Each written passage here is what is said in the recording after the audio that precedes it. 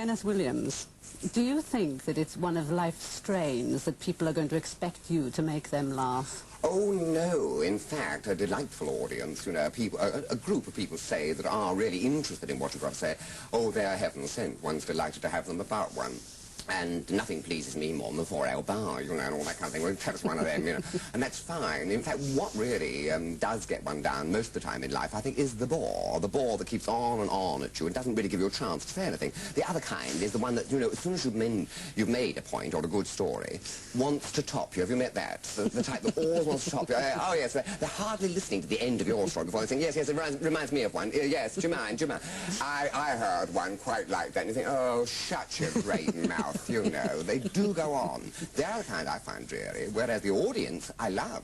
Yes, but audience is your profession. I mean, that's where you've got to get your laughs, right? Because if you weren't going to get your laughs, you're really in a mess. But the audience can be around you in a pub, you know, it can be in the street, it can be in a bus queue. Right, but Kenneth, when you are, say, meeting someone out to supper, someone that isn't actually there to be necessarily entertained by you, are they disappointed if you are in a quiet mood and you're a bit sad that evening and you want to talk thoughtfully? I see exactly what you mean. Oh, yes, yes, of course this does happen. Well, yeah, I know what you mean, the sort of, the reputation that goes ahead of That's you. Right. Yes, I know, it's awful. Because there are nights when you're sitting there feeling ghastly, and they can't say, oh, what's the matter with you then? Why aren't you being funny? Can't you say one of those funny lines? Say something there's no there. Oh, go. And they keep sort of put their face right into yours. But also they're imitating you to you, are Yes, they do that all the time. Yes. So when you talk, when you start to talk, I've had it slightly. I mean, next to you, of course, I'm a pale shadow. But I mean, when I'm out with my friends and I'm making them laugh, if I don't one evening, I just go in normally and I'm very, very appreciative and I'm very quiet. And then one of them will come up to me and say, you're a bit off colour. That happens all the time. In fact, eventually you feel off colour. That's right. You think, and my mouth goes dry if I haven't talked. Oh, what's the matter with you? Got up the wrong side of the bed this morning. Oh, rubbish, isn't it? What kind of voice do you use when you're talking to somebody and you want to convey to them, look, I am not putting on my act? Well, I try. Well, I always try initially to be terribly grand. I always try to say, madam or sir, I don't feel in the mood for this kind of light-hearted banter. You know, and I try to start off on that ploy, but invariably it's come off it, duck, and all that. And then one does. One says, oh, shut up, you know, and one's back. Because all these sort of reticent or would-be remote acts are in actual fact nothing more than a facade, aren't they? I mean, we're all choosing facades every hour of the day, I suppose. I think it was Emerson that said we've as many personalities as we have friends. And I think that's a great truth about actors. Do you think it's a great truth also about comedians that half the time, when I was a fattish, spotty-ish, shortish little girl, I thought to myself, before they laugh at me, I'm going to make them laugh with me. You anticipate that somebody's going to laugh at you, you're going to be the fool, so you become a fool.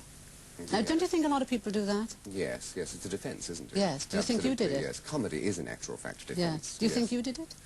I think so, yes. I remember the sort of conscious thing of impersonating schoolmasters as a defence, you know. And I think in the army I got away with murder again and again with commanding officers by saying, oh, my darling, would that I could plant an English kiss upon your cheeks. And you got away with it. You know, if you said, I'd like to kiss you, darling, they'd say, get out of it, go on, go off with your outrageous remark.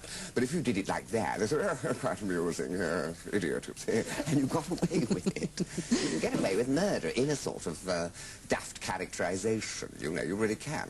When did you start? I mean, again, I think there's a difference between people who make people laugh, like sort of, you know, just because they're clumsy, say, right? And then people who deliberately set out to make someone laugh. When did you deliberately, do you think, set out to make people laugh? Oh, yes, it was unquestionably to the fellow pupils in the school. Yes, it was my way of scoring, you know. If we could, in a break, I would say, you know, the English master talks, we're very pedantic fashion. We're very pedantic fashion. And I would do him, and they say, oh, you got him off to a tail. You're really clever, Willie. So they always call me Willie. You remember your first name at school, Williams, you see. Yes. Never called Kenneth, it was always called Willie. And I was loving it if they complimented me and said, oh, you got him off to a tee, you see. But it was my mother was doing an awful lot of that, too, all the time in the house. She's a great one for impersonating people. We had a hairdresser shop, and she was always impersonating the customers, you know. Oh, she come in and said, oh, I fancy a henna rinse. I thought she looked absolutely stupid, henna rinse. But I thought, oh, well, if she wants to go what, you know, she's always doing this kind of thing. And giving us impressions of people, and often doing a mime with it, and going out of the door and coming back in as they would enter, you know. And I always found that very amusing, so it rubbed off on me. My father regarded us as a pair of idiots, you know, most of the time. He didn't go in for that sort of thing? No, no, very phlegmatic man, my father, and thoroughly disapproved of theatre. Because he was Welsh, wasn't he, like your mother? Yes, I think the Welsh have got a bit of a flair for. But my mother's people were all from Monmouthshire, actually, upon Newydd. And so, there, yes, obviously, you're right, the Welsh, the instinct for drama would have been there, yes, all along. My mother was very, you know, what do you say, volatile, whereas he was very much, you know, he had a tremendous passion and temper, and he would pour out, you know, great remontada when he was very angry.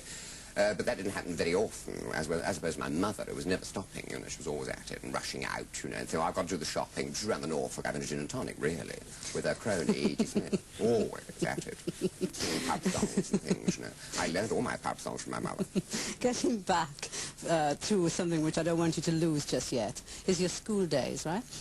When you got your teacher right at class, it occurred to me, thinking about it, that teachers, in fact, do what you're doing. When they're in a classroom, it's their own little domain, right? Yes. And they can be who they want to be. And I think slightly out of boredom of their job, slightly out of protection, because children can be so cruel, they become, or they at least make out to be eccentric. Have you ever noticed that? I mean, there are a lot of teachers who are eccentric, aren't they? Yes, and I think, again, we're back to this thing of a facade, aren't we? That's right. You know, the armour you use in order to put over something which could render you immensely vulnerable.